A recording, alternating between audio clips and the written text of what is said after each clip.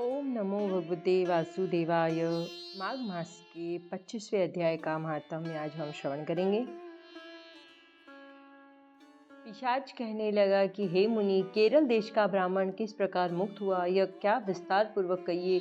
देवद्युति कहने लगा कि केरल देश में वासु नाम वाला एक तेज पारंगत ब्राह्मण था। उसके बंधुओं ने उसकी भूमि छीन ली, जिससे वह निर्धन होकर दुखी होकर अपनी जन्मभूमि त्याग कर देश देश में घूमता किसी व्याधिग्रस्त होकर मृत्यु को प्राप्त हो गया। उसका कोई बांधव न होने के कारण उसकी और्ध्वदेवेदिक क्रिया नहीं हुई और न ही उसकी दाह क्रिया हुई। इस प्रकार क्रिया के लोप होने से निर्जन वन में प्रेत होकर चिरकाल तक फिरता रहा।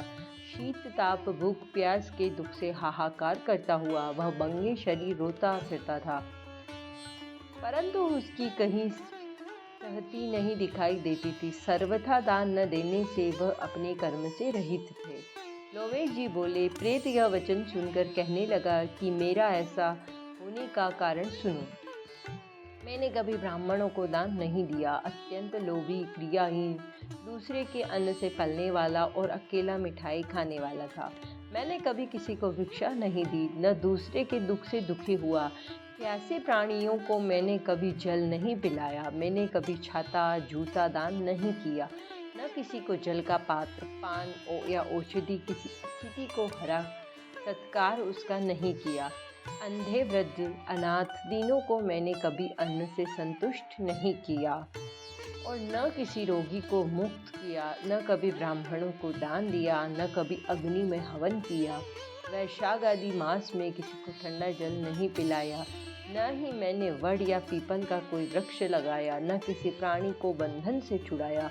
कभी कोई व्रत करके शरीर को नहीं सुखाया। इस कारण मेरा पूर्व जन्म सब बुरे कार्यों में ही व्यतीत हुआ। मेरे पूर्व जन्म के कर्मों से ही मेरी यह गति हुई है। इस वन में व्याघ्र, भेड़ियों से बचा हुआ मांस तथा जंतुओं के खाने से गिरे हुए फल, वृक्षों पर लगे हुए सुंदर फल तथा झरने व सुंदर जल सब ही मिलते हैं, परंतु देव इच्छा से मैं कुछ नहीं खा सकता। सर्प की तरह केवल ऊषा पान भक्षण करके जीवन व्यतीत करता हूँ। बल, बुद्धि, मंत्र, पुरुषार्थ से मनुष्य अलभ्य वस्तु को प्राप्त नहीं करता। लाभ, हानि, सुख, दुख, विवाह, मृत्यु, जीवन, भोग, रोग तथा वियोग में केवल भाग्य ही कारण होता है। कुरूप, मूर्ख, कुकर्मी, निंदित तथा पराक्रम से हीन मनुष्य भी भाग्य से ही राज्य को भोगते हैं। काने, लूले, लंगड़े, नीतिहीन, निर्गुण, नपुंसक भाग्य से राज्य प्राप्त करते हैं। पर्वत पर भी बलवान राक्षस पिशाच रहते हैं, जिनमें से कभी कभी कोई कहीं कहीं वन में फिरते हुए अपने कर्म के अनुसार अन्न जल प्राप्त करते हैं, परंतु आपको उनका भय नहीं होना चाहिए, क्योंकि धर्मात्मा पुरुषों की उनकी पवित्रता ही रक्षा करती है। ग्रह, नक्षत्र, देवता सर्वथा धर्मात्माओं की रक्षा करते हैं। यह पिशाच आपके जैसे भक्त की तरफ आंख उठाकर भी नहीं देख सकता।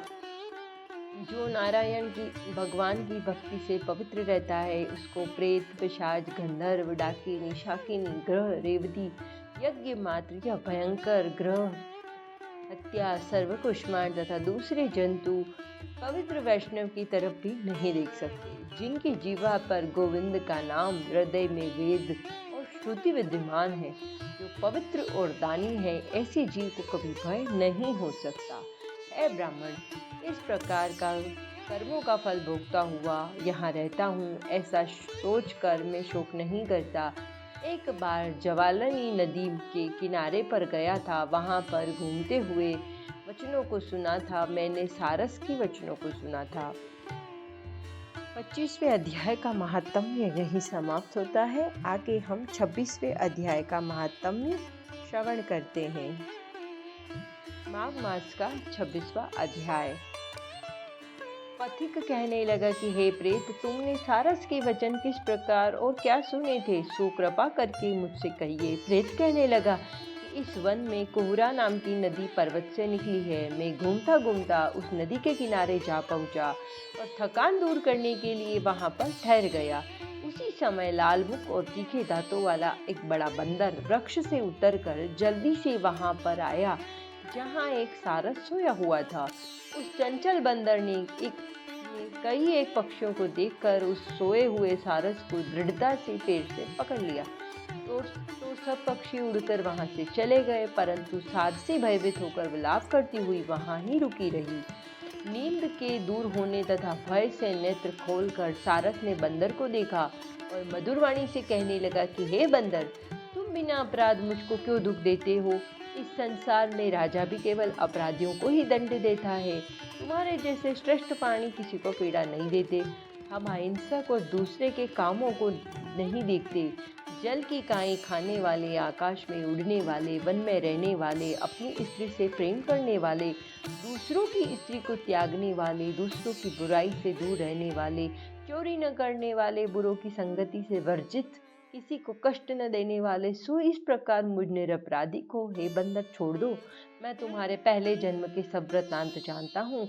यह वचन सुनकर वह बंदर उसको छोड़कर दूर बैठ गया और कहने लगा कि तुम मेरे पूर्व जन्म के वृतांत को कैसे जानते हो? तुम अज्ञानी पक्षी और वन में घूमने वाला हूँ। सारस कहने लगा कि मैं अपनी जाति की स्मृति के बल से तुम्हारे पूर्व जन्म के विषय में जानता हूँ। पूर्व जन्म में तुम विंध्य पर्वत के राजा थे। मैं तुम्हारे कुल का पूज्य पुरोहित था। तुम राजा होकर अपनी प्रजा की पीड़न रूपी अग्नि की ज्वाला से पहले ही तप चुके हो। पहले तुम कुंभीपाक नरक में घेरे गए हो। तुम्हारे शरीर को नरक में 3000 वर्ष बीत गए।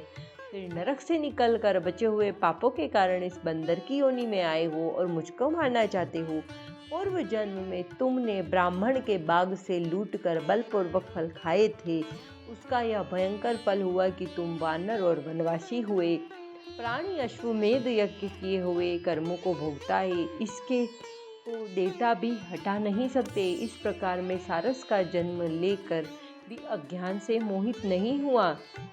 इतनी कथा सुनकर वानर कहने लगा कि यदि ठीक ही जानते हो तो बताओ तुम पक्षी कैसे हुए? सारस कहने लगा कि मेरी दुर्गति का कारण भी सुनो। तुमने नर्मदा नदी के किनारे पर सूर्य ग्रहण के समय बहुत से ब्राह्मणों के निमित्त 100 ढेर अन्न का दान किए था। मैंने पुरोहिताई के मध्य में थोड़ा ब्राह्मणों को दे दिया और बाकी सब मैं अपने घर ले आया। इन ब्राह्मणों के द्रव्य का अपहरण करने के पाप से मैं पहले काकल सूत्र नरक में कीड़े, फिर रक्त में जहाँ पर बड़े बड़े कीड़े थे, रक्त तथा पीप से भरा हुआ, नाभि तक नीचे सिर और ऊपर पैर किए हुए, पीप चाटता हुआ उस दुर्गंध वाले नरक में कीड़ों आदि से काटा जाकर 3000 वर्ष तक उस यातना को भोगता रहा। मैं नरक के दुख का वर्णन नहीं कर सकता। फिर नरक की यातना से मुक्त होकर यह सारस का जन्म पाया, क्योंकि पूर्व जन्म में अपनी बहन के घर से कांसे का बर्तन चुराया था। इसको मैंने एक जुआरी को दिया। इसी से मैं सारस योनि में आया। यह मेरी स्त्री सारसा हुई। यह सब मैंने तुमसे कर्म का फल कहा। अब भविष्य की बात भी सुनो। अब मैं, तुम और यह मेरी स्त्री भी हंस होंगे और काम रूप देश में सुख से निवास करेंगे। फिर इसके पश्चात भी योनि में फिर जाकर दुर्लभ मनुष्य की योनि को प्राप्त होंगे। इससे मनुष्य पाप और पुण्य दोनों ही कर सकता है। इस प्रकार शिव की माया से यह सारा मोह को प्राप्त होता है।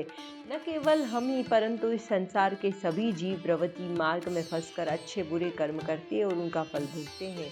इसलिए सब प्राणियों को धर्म का सेवन करना चाहिए। देवता, असुर, मनुष्य, व्याध, कीड़े मकोड़े सभी से कंटक रूपी मार्ग नहीं छूटता। केवल वेदांत जानने वाले योगी ही इस मार्ग से बच सकते हैं। इसी कारण बड़े बड़े महात्मा भी कर्म फल को टाल नहीं सकते। उपाय से तथा बुद्धि से कोई भी इसको नहीं बदल सकता। तुम पहले राजा थे, फिर नरक में गए, अब बंदर की योनि में वन में फिरते हो और फिर भी ऐसा ही जन्म पाओगे। ऐसा विचार कर आनंदपूर्वक और धैर्य धरकर विचरते हुए काल की प्रतीक्षा करो। तब वानर ने कहा कि मैं पहले जन्म में तुम्हारी पूजा करता था और अब तुम मुझको प्रणाम करते हो। तुम जाति के स्मरण के पूर्व मेरे पूर्व जन्म के वृतांत को जानते हो, सो आनंद पूर्वक रहो, तुम्हारा कल्याण हो। तुम्हारे वचनों को सुनकर मैं मोह रहित होकर मैंने नदी के तट पर बंदर और सारद का संवाद सुना। तब मुझको बोध हुआ और मोह शोक का नाश हुआ। पद्म पुराण के अंतर्गत 26वें अध्याय यहीं समाप्त हो।